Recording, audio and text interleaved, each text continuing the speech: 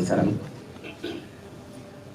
కాశ్యాంతు మరణం ముక్తి స్మరణాదరుణాచర్య శ్రీశైలం దర్శనం ముక్తి అన్నారు. అంటే మన భారతీయ తత్వశాస్త్రం, మన జీవన విధానం ప్రకారం ఎవరైనా సరే కాశీకి పోయి వెళ్ళిపోవాలని కోరిక ఉంటుంది. అలా మొదలైన ఈ పాట అంటే కథ చెప్తూ ఒక కంటెంట్ చెప్తూ పరమేశ్వరుడే పక్కన తీసుకెళ్తాడు అని ఫినిష్ చేశారు.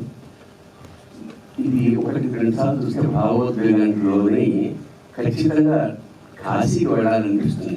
ఇది పరమాత్మ ఉంది, నాకే అనిపించింది ఇంకోసారి పెడితే బాగుంది.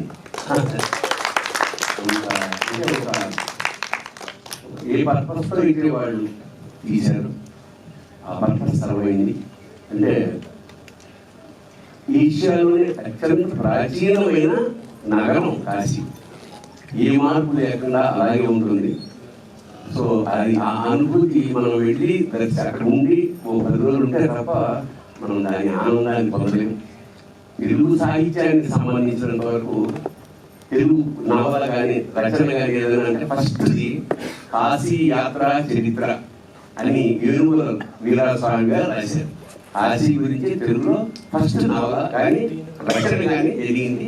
అదొక ప్రత్యేకత ఉంది దానికి.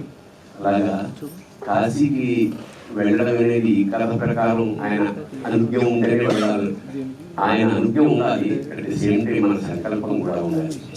మన సంకల్పం అనుజ్ఞ లేకపోతే మనం గంగలో మునుగుతాం ఖచ్చితంగా. నేను ఈ సందర్భంగా ఏమిటంటే సుభాష్ శంకరానికి తెలంగాణ యాసలో శివతత్వాలు రాస్తూ లాస్ట్ ఏం రాశారంటే కాయుష్ ఒక్కటే నాకు ఎప్పటికీ, కాయుష్ ఒక్కటే నాకు ఎప్పటికీ కైలాసనడు గోవుడు. కైలాసానికి ఎలా వెళ్ళాలనేది ఒకటే పోయింది. కాయుష్ ఒక్కటే నాకు ఎప్పటికీ కైలాసనడు గోవుడు. కాశీ ఓవుడు కాశీ ఓవుడు కాలిపోవుడు సుభాష్ కాలిపోవడం అంటే బేసిక్గా మనలో ఉన్న మలినాలని కాలిపోవడం, నేను అనే ఆ అహంకారం కాలిపోవడం ప్రధానం. ఏదేమైనా నటుడు అనుదీప్ సంగీత దర్శకుడి గారి కాకుండా నటుడు కూడా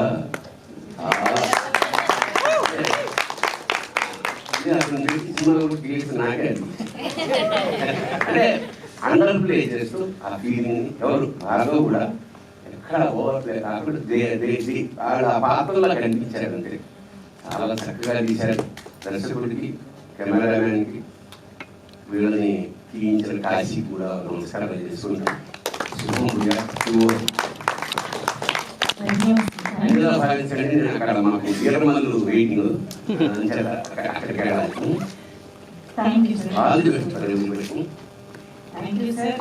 టైం తీసుకుని ఇక్కడికి వచ్చేసి మీ ఆశీర్వచనాలు అందించినందుకు థ్యాంక్ యూ సో మచ్.